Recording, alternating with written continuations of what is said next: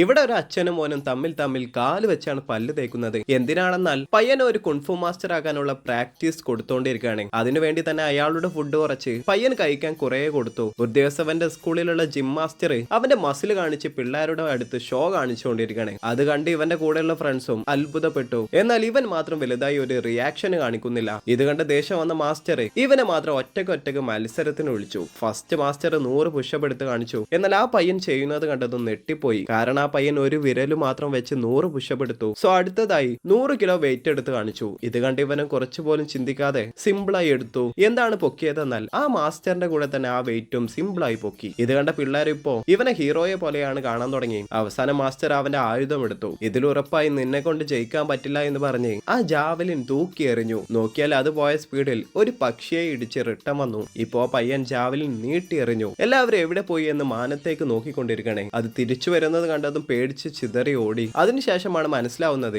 അത് മുകളിൽ സമാധാനത്തിൽ പറന്നു പോയിക്കൊണ്ടിരുന്ന സൂപ്പർമാനെ ഇടിച്ച് അവൻ തന്നെ താഴേക്ക് വന്നു വീണു.